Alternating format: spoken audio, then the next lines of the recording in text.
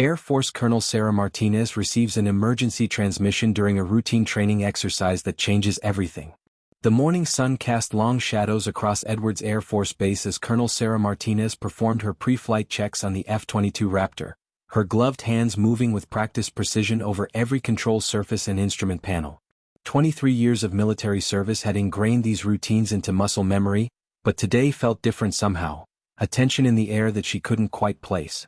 Her wingman, Captain Jake Phoenix Rodriguez, was already strapped into his aircraft 50 yards away, his voice crackling through the radio with his usual pre-mission banter. "Control, this is Phoenix 1, ready to show these new recruits how real pilots handle high-G maneuvers," he announced, earning a collective groan from the trainee pilots positioned around the airfield in their T-6 Texan trainers.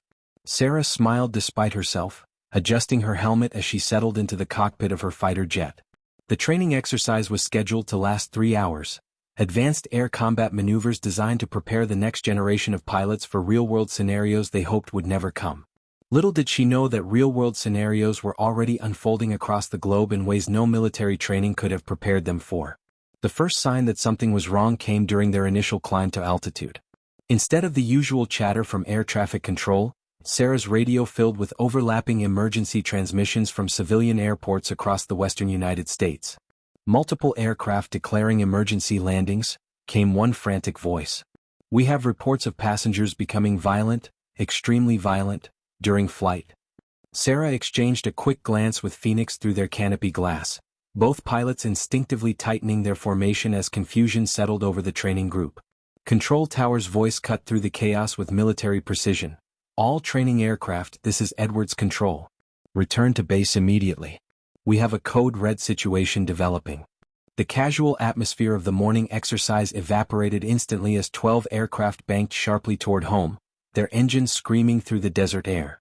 As they approached the base, Sarah could see something was terribly wrong on the ground below. Smoke columns rose from several buildings, and vehicles moved in erratic patterns across the tarmac. Emergency sirens wailed continuously, their haunting sound carrying even over the roar of jet engines. "Control, this is Viper Leader," Sarah radioed using her call sign. "What's our situation down there?" The response that came back would haunt her for the rest of her life. "Viper Leader, we have multiple security breaches. Unknown hostiles have overrun sections of the base. Personnel, they're attacking each other. We need immediate air support for evacuation procedures." The radio crackled with static before another voice broke through, raw panic evident in every word. "They're not stopping. We hit them with everything we have, but they keep coming. They're not human anymore." Sarah's training kicked in as she processed the impossible information. Her squadron needed direction, and as the senior officer, that responsibility fell to her. "All aircraft, maintain altitude and establish a perimeter," she commanded, her voice steady despite the chaos unfolding below. "Phoenix, take half the squadron and cover the eastern approach. I'll handle the western side with the remaining aircraft." As the fighters spread out in defensive positions, Sarah activated her aircraft's targeting systems and began scanning the base through her heads-up display.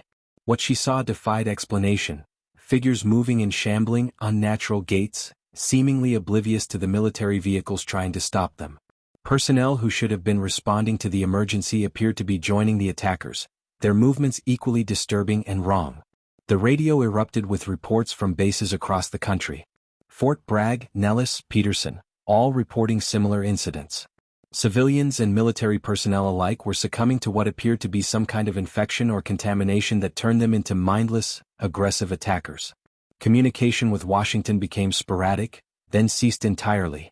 Sarah realized with growing horror that whatever was happening wasn't limited to their base, it was spreading everywhere. "Control, this is Viper Leader," she transmitted, her fighters circling above the chaos. "We need to establish secure areas for evacuation. How many personnel do we have that are still unaffected?" The response came through broken static. "Unknown, Viper Leader. We estimate maybe 30% of base personnel are still responsive. The rest are either casualties or changed." As Sarah watched her home base, the place where she'd trained countless pilots and built a distinguished career, descend into nightmare, she made the decision that would define the rest of her life. They weren't just fighting for survival anymore, they were fighting for the future of human civilization, and the battle would be waged from the skies. The pilots establish aerial reconnaissance and discover the true scope of the outbreak. 3 hours into what Sarah now grimly referred to as the situation, her squadron had transformed from trainee instructors into humanity's eyes in the sky. Flying in carefully coordinated patterns at 15,000 feet, the 12 remaining aircraft had become an aerial reconnaissance network unlike anything in military history. Phoenix's voice crackled through her headset as he completed another sweep of the Los Angeles metropolitan area. "Viper leader, you need to see this," he transmitted, his usual cocky demeanor replaced by something Sarah had never heard from him before, genuine fear. "I'm uploading live feed to your display now." Sarah's multifunction display flickered to life, showing the sprawling cityscape below through Phoenix's targeting camera. What she saw made her stomach clench with dread. The freeways that normally pulsed with orderly traffic now resembled chaotic rivers of abandoned vehicles. Thousands of cars sat motionless on Interstate 405, their doors flung open, contents scattered across the asphalt like discarded toys. But it was the movement between the vehicles that captured Sarah's horrified attention. Figures moved in massive groups, flowing around the automotive graveyard with disturbing purpose.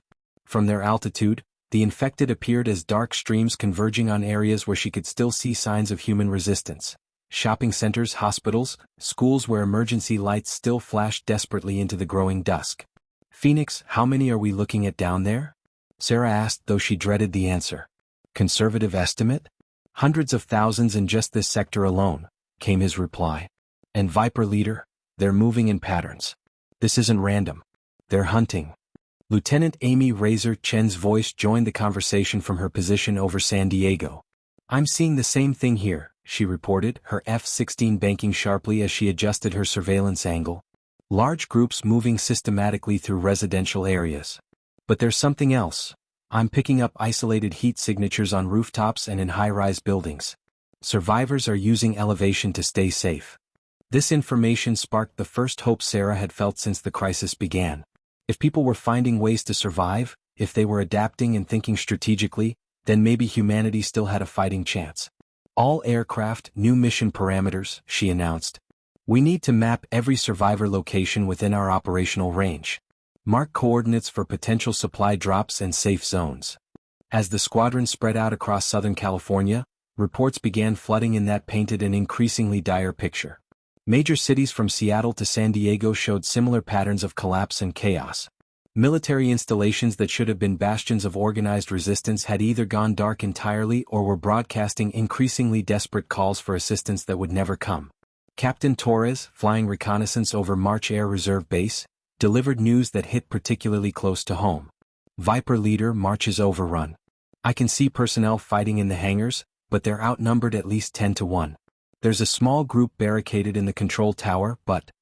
His transmission cut off as he banked sharply to avoid something Sarah couldn't see from her position. "Torres, report," Sarah demanded, her fighter accelerating toward his last known position. When his voice returned, it carried a new edge of urgency. "They're adapting," he said. "Some of them are using tools, opening doors, even operating simple machinery. This isn't just mindless hunger, there's intelligence behind it." The implications of this revelation sent chills through the entire squadron. They weren't dealing with shambling movie monsters. They were facing an enemy that could learn, plan, and potentially overcome any defensive strategy survivors might devise. Sarah made a decision that would define their mission for the days to come. "All aircraft, this is Viper leader. New operational doctrine effective immediately. We are no longer training pilots. We are the early warning system for human survival. Our job is to find every living person we can, establish communication networks between survivor groups, and coordinate resistance efforts from the air." She paused, looking down at the darkening landscape where millions of lives hung in the balance. "Control is gone, command structure is broken, and we may be the only organized military unit left operational in this sector. That makes us responsible for everyone down there." As night fell across the infected landscape, the squadron's aircraft became beacons of hope in a world gone mad. Their navigation lights traced patterns across the sky that survivors would later describe as guardian angels watching over them. Phoenix's voice came through the radio one final time before they established night watch rotations. "Viper leader, fuel status is getting critical for the training aircraft. We need to establish a secure base of operations soon." Sarah looked down at Edwards Air Force Base, now completely dark except for scattered fires. Home was lost, but their mission was just beginning. "Copy that, Phoenix. Let's find somewhere to land and plan our next move. The real fight starts tomorrow. Failed rescue attempts reveal the enemy's terrifying nature and force difficult decisions. Dawn broke over Riverside Municipal Airport with deceptive serenity, the abandoned runway stretching across the desert like a concrete lifeline in an ocean of chaos. Sarah's squadron had managed to land their aircraft under cover of darkness, using night vision systems to navigate around scattered debris and abandoned ground vehicles. The small civilian airport had seemed like a perfect temporary base, isolated, defensible, and equipped with fuel storage tanks that could keep their aircraft operational. But as the first rays of sunlight illuminated their new sanctuary, Sarah realized they weren't alone. A group of 17 survivors had barricaded themselves inside the airport's main terminal, their desperate SOS signals flashing from the control tower windows since before the squadron's arrival. Captain Rodriguez performed a careful reconnaissance flight around the terminal building, his F-22 sensors painting a detailed picture of the situation below. Viper leader, I count approximately 200 hostiles surrounding the building, he reported, his voice tight with concentration. The survivors are trapped on the second floor, but the infected haven't figured out how to breach the stairwell barricade yet. We've got maybe an hour before they find another way in. Sarah studied the tactical display, weighing their options with the calculating precision of a career military officer. The survivors included women, children, and elderly civilians who had somehow managed to reach the airport during the initial outbreak. Among them was Dr. Elena Rodriguez, a CDC epidemiologist whose radio transmissions had provided the squadron with their first scientific understanding of the infection. All aircraft, this is Viper leader, Sarah announced, her decision crystallizing as she watched the infected mass around the terminal like ants around spilled honey. We're going to attempt a ground rescue operation. Phoenix, Razor, and Torres will provide close air support while I coordinate the extraction from the ground. The plan seemed straightforward in theory. Use the aircraft's weapon systems to clear a corridor through the infected horde, allowing the survivors to reach a predetermined evacuation point where they could be airlifted to safety. But theory and reality proved to be devastatingly different when dealing with an enemy that defied conventional military doctrine. The first indication that their rescue attempt was doomed came when Phoenix began his strafing run. His 20mm cannon rounds tore through the infected masses with devastating precision, but instead of scattering in panic like any rational enemy would, the creatures simply regrouped and continued their relentless advance toward the terminal. Worse yet, the sound of gunfire seemed to attract more infected from the surrounding area, their numbers swelling like a dark tide flowing across the tarmac. They're not responding to suppression fire, Phoenix reported, his voice filled with disbelief. It's like they don't feel pain or fear. They just keep coming. Sarah had already begun her descent toward the airport when the situation deteriorated beyond all recovery. Dr. Rodriguez's voice came through the emergency frequency, clinical precision barely masking her terror. The infected are exhibiting coordinated behavior patterns, she transmitted. They're stacking themselves to reach higher windows, using tools to break through our defenses. This isn't random aggression, it's calculated hunting behavior. Through her aircraft's external cameras, Sarah watched in horror as the infected began forming human pyramids against the terminal walls, their bodies intertwining in ways that should have been impossible for creatures driven only by hunger and rage. The moment that changed everything came when Lieutenant Chen attempted to land her F-16 near the terminal to provide closer support. As her landing gear touched the runway, infected burst from concealment positions around the airfield, positions they had clearly prepared in advance. They were waiting for us, Chen's panicked voice filled the radio. They knew we would try to land. They set a trap. Her fighter's engines screamed as she attempted an emergency takeoff, but several infected had already reached her aircraft, their bodies slamming against the landing gear with enough force to damage critical systems. Sarah made the most difficult decision of her military career as she watched Chen's aircraft struggle to gain altitude with infected clinging to its external surfaces. All aircraft, abort rescue operation immediately, she commanded, her voice steady despite the emotional turmoil tearing through her chest. Return to minimum safe altitude and maintain overwatch positions. The survivors in the terminal could only watch helplessly as their potential salvation climbed away into the morning sky, leaving them trapped with an enemy that was far more dangerous and intelligent than anyone had initially understood. As the squadron regrouped at altitude, Dr. Rodriguez's final transmission reached them through increasingly degraded radio signals. Colonel Martinez, if you can hear this, you need to understand, this infection isn't just changing people physically. It's networking them somehow, allowing them to share information and coordinate attacks. Every day they don't just get stronger, they get smarter. The transmission cut to static, leaving Sarah and her pilots to grapple with a terrifying new reality.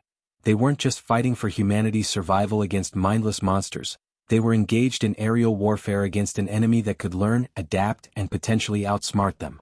The squadron becomes humanity's lifeline, conducting dangerous supply drops and evacuations. 2 weeks after the failed rescue at Riverside, Sarah's squadron had evolved into something unprecedented in military aviation history, a flying humanitarian operation operating without ground support, central command, or hope of reinforcement. Their new base of operations sat atop a mesa in the Mojave Desert, a remote airstrip originally built for experimental aircraft testing that the infected hadn't yet discovered. The squadron had been reduced to 8 operational aircraft after mechanical failures and fuel shortages claimed 4 of their fighters, but the remaining pilots had developed tactics that would have been considered impossible under normal circumstances.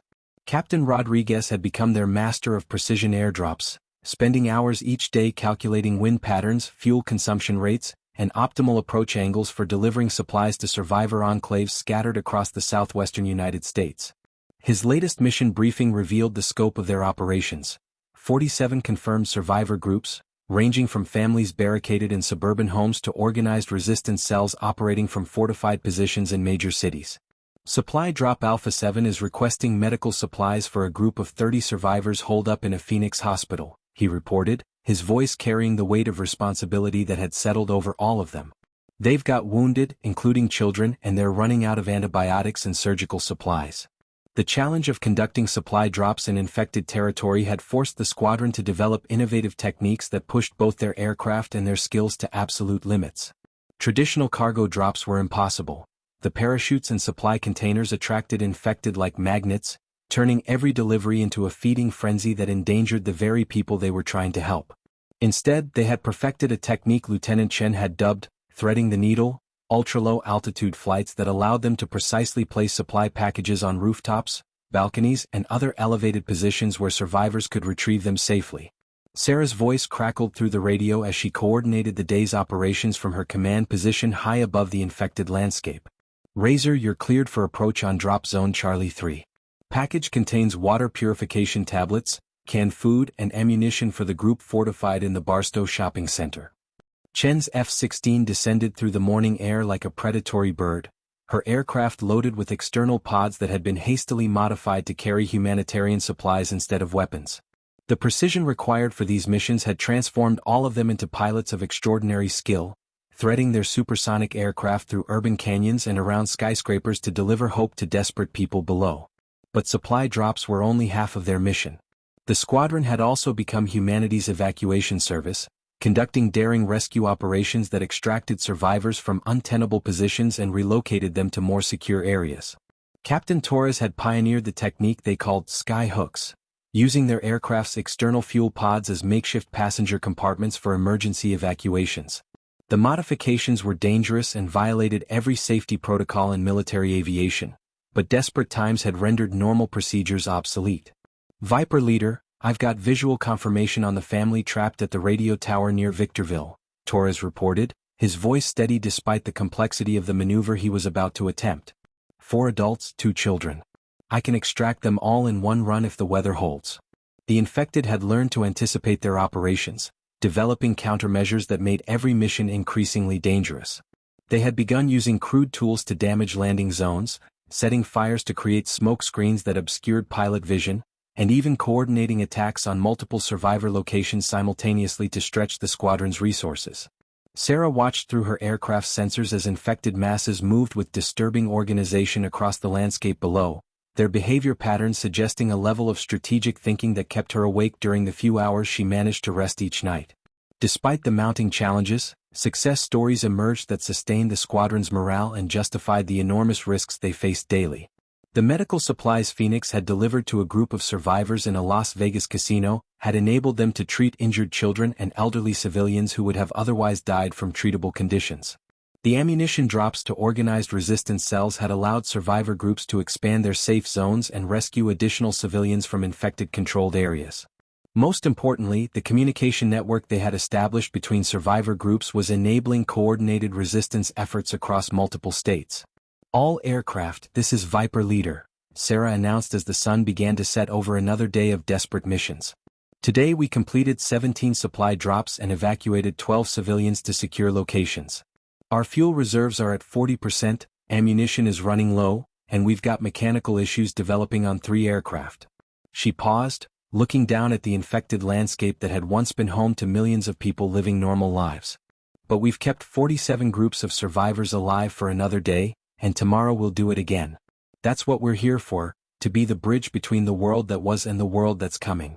The squadron's aircraft formed up for their return to base, their navigation lights cutting through the growing darkness like stars of hope in humanity's darkest hour. Focus. Major aerial battle as the infected learn to coordinate and threaten remaining safe zones. The emergency transmission that shattered the pre-dawn quiet at their Mesa base carried a level of desperation that Sarah had never heard before, even after weeks of coordinating with survivor groups across the infected wasteland. "Mayday, Mayday, this is Haven 1 calling any military aircraft," came the crackling voice of Marcus Chin, the elected leader of the largest survivor settlement they had been protecting. "We are under massive coordinated attack. They're using vehicles, heavy machinery, and they've cut our power grid. We have over 300 civilians including families with small children. Request immediate air support or we won't last the hour." Haven 1 had been their greatest success story, a fortified community built around an abandoned shopping mall in Barstow that housed nearly 400 survivors from across Southern California. The settlement had thrived under the squadron's protection, establishing gardens, workshops, and even a small school for the dozens of children who had somehow survived the initial outbreak. But as Sarah's aircraft screamed across the desert toward the besieged community, she realized that their very success had made Haven 1 a target for something far more dangerous than random infected hordes. "Viper leader, I'm picking up massive heat signatures converging on the settlement," Captain Rodriguez reported, his voice tight with concentration as he processed the data flooding his aircraft's sensors. "This isn't a typical attack pattern. They're approaching from 4 coordinated directions simultaneously, and they're using abandoned construction equipment to breach the outer defenses." Through her heads-up display, Sarah watched in horrified fascination as the infected masses moved with military precision, some operating bulldozers and excavators while others formed protective screens around the heavy machinery. The sight that greeted the squadron as they reached Haven 1 defied everything they thought they knew about their enemy.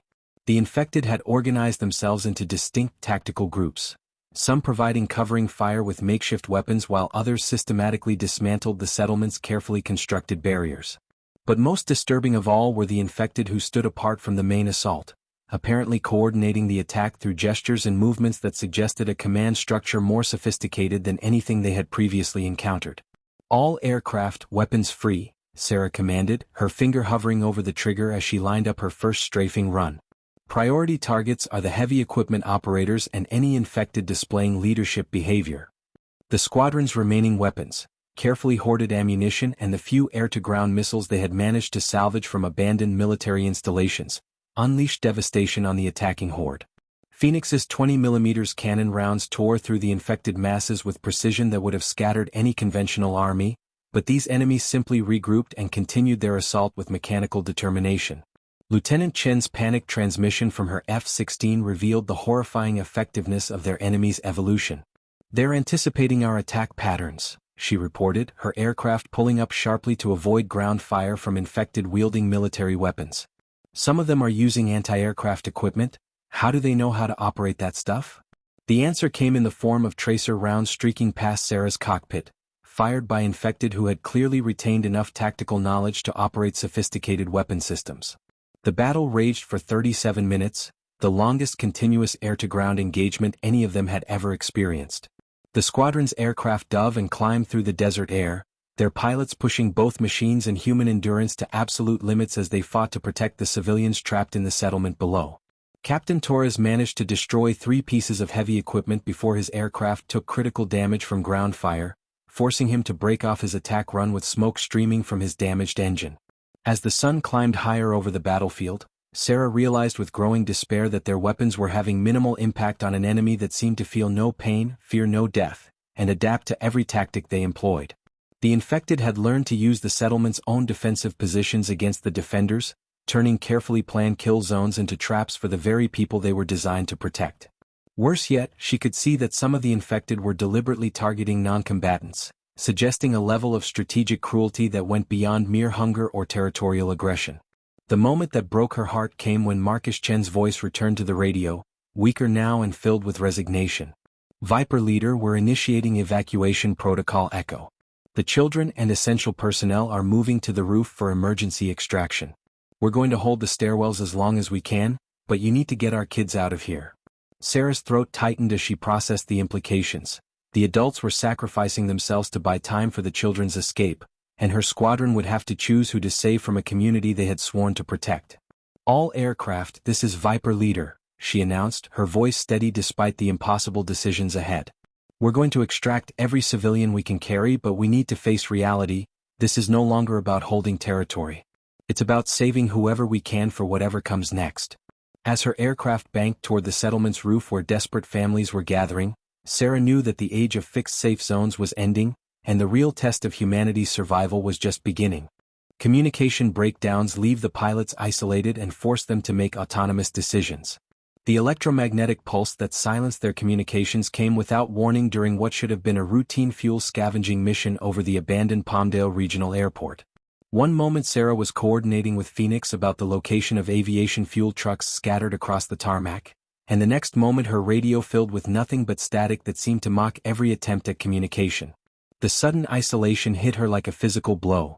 After weeks of constant coordination with survivor groups and squadron members, the silence felt more threatening than any infected horde they had faced. Captain Rodriguez's F-22 flew in formation just off her starboard wing, close enough that she could see his helmet turning frantically as he tried to establish contact with the rest of their scattered squadron. Through hand signals and aircraft movements, they managed to communicate basic information. His radio was dead too, and the other pilots were nowhere to be seen in the vast desert sky. The implications were staggering.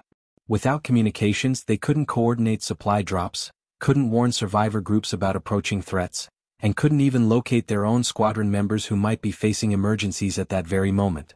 What made the situation even more terrifying was the timing.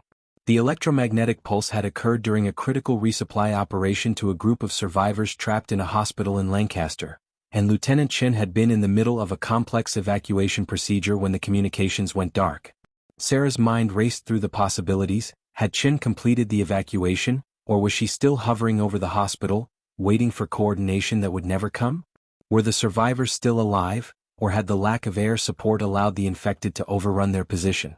The fuel scavenging mission took on desperate urgency as Sarah and Phoenix worked to extract every drop of aviation fuel from the abandoned airport. Without communications, they couldn't call for help if they encountered mechanical problems, couldn't coordinate with ground teams that no longer existed, and couldn't even be certain that their Mesa base was still secure. Every decision now carried enormous weight.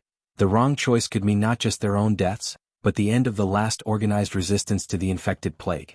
As they worked to pump fuel from underground storage tanks using equipment they had never been trained to operate, Sarah noticed something that made her blood run cold. The infected weren't just randomly wandering around the airport, they were deliberately staying away from the fuel storage areas, as if they understood that destroying the aviation fuel would trap the aircraft on the ground. The realization that their enemy was smart enough to recognize and preserve strategic resources was more frightening than any direct attack could have been. Phoenix's frantic gesturing drew her attention to something even more disturbing. Through the fence surrounding the airport, she could see infected masses moving in organized columns toward what appeared to be predetermined positions. They weren't just wandering aimlessly, they were deploying for some kind of coordinated operation that required no verbal communication whatsoever. The infected had developed their own form of silent coordination while the human resistance had been rendered deaf and blind by the loss of their radio networks. The decision to abandon the fuel scavenging operation came when Sarah spotted smoke rising from the direction of their Mesa base. Without communications, she couldn't determine if the smoke represented an attack on their squadron's refuge or merely another wildfire in the drought-stricken desert. But the risk was too great to ignore. Using aircraft movements and wing positions, she signaled Phoenix to follow her in a desperate race back to the only secure location they had left in the world. The flight back to their base passed in eerie silence, broken only by the sound of jet engines and the whisper of wind over control surfaces. Sarah found herself checking and rechecking her instruments, trying to squeeze information from gauges and displays that had never been designed to replace human communication. Fuel levels, engine temperatures, hydraulic pressures, all the technical data that kept their aircraft operational, but none of the human intelligence that had kept them alive and effective for so many weeks. As the mesa came into view, Sarah's worst fears were confirmed. Their carefully hidden base was under attack by infected forces that had somehow located their refuge despite its remote location and camouflaged facilities. She could see the other squadron members' aircraft on the ground, surrounded by infected masses that seemed to understand the importance of keeping the planes from taking off. The sight that broke her heart was Captain Torres, visible through her targeting optics, making a final stand near his damaged F-16, using his sidearm to hold off infected that had already begun dismantling his aircraft. Without communications, Sarah couldn't coordinate a rescue attempt or even warn the other pilots about the approaching danger. She was forced to make command decisions in complete isolation, knowing that every choice she made would determine not just her own survival, but the fate of the last organized military resistance to humanity's extinction. The silence that surrounded her aircraft felt like a tomb, and she realized that they were now fighting a war where victory or defeat might be decided by gestures, instinct, and the desperate hope that somehow, somewhere, other human voices were still calling out into the darkness. The squadron's ultimate sacrifice mission to protect the last known survivor settlements. The handwritten message that Phoenix managed to slip into Sarah's cockpit during their desperate refueling stop at the overrun Mesa base contained only 17 words, but those words changed everything. Last transmission before blackout reported massive coordinated attack on all remaining settlements beginning at dawn. The implications were staggering. While they had been struggling with communication failures and defending their base, the infected had been preparing a simultaneous assault on every survivor community they had been protecting across the southwestern United States. Sarah's hands trembled slightly as she calculated the impossible mathematics of their situation. 6 operational aircraft, minimal ammunition, fuel reserves that wouldn't last more than 4 hours of combat operations, and no way to coordinate with the ground or even with each other beyond visual signals. Against this, the infected were launching what appeared to be their final solution, a coordinated extermination of the last pockets of human resistance that would end any hope of civilization's recovery. Captain Rodriguez's F-22 pulled alongside her aircraft as they climbed toward their operational altitude, and through his canopy she could see him holding up a hand-drawn map showing the locations of their priority settlements. Haven 2, the mountain community of 200 survivors. Desert Rose Station, where 50 families had built a fortress around an abandoned gas station. The Riverside Medical Center, where Dr. Patterson had been treating injured civilians and researching potential treatments for the infection. Each location represented not just numbers on a tactical display, but faces, voices, and stories of people who had trusted the squadron to keep them alive. The decision that would define the rest of Sarah's life came as she watched smoke columns rising from multiple points on the horizon, each one marking another settlement under attack. With their limited resources, they couldn't possibly defend all the survivor communities simultaneously. But they could make the infected pay such a devastating price for their coordinated assault that some settlements might survive long enough to evacuate to more defensible positions. It would mean using their aircraft as weapons in ways that would almost certainly result in the squadron's destruction, but it might buy enough time for humanity's remnants to escape and regroup. Using wing movements and aircraft positioning, Sarah communicated her plan to the surviving squadron members. They would divide into 3 teams of 2 aircraft each, with each team assigned to the settlements with the highest civilian populations. Their mission was simple in concept but terrifying in execution. They would conduct kamikaze-style attacks on the largest concentrations of infected, using their aircraft's remaining fuel as improvised explosive devices to break up the coordinated assaults long enough for evacuation procedures to succeed. Lieutenant Chen's F-16 waggled its wings in acknowledgement of the plan, and Sarah could see the young pilot's helmet nodding with grim determination. Chen would partner with Captain Torres to defend the Riverside Medical Center, where her brother had been among the civilian refugees. The personal stakes made their sacrifice mission even more poignant. They weren't just dying for abstract concepts of human survival, they were dying for specific people they had come to know and care about during weeks of protection duty. The final moments before their attack runs passed in surreal calm as the 6 aircraft formed up in their last formation flight. Below them, the infected masses moved across the desert landscape like dark stains spreading across a map, their coordinated movements revealing an intelligence that had evolved far beyond anything the military had prepared for. Sarah could see that they had learned to anticipate air attacks, positioning themselves to minimize casualties from strafing runs while maximizing their ability to overwhelm defensive positions through sheer numbers. Phoenix's aircraft suddenly broke formation, diving toward a massive infected concentration that was preparing to assault a small settlement they hadn't even known existed.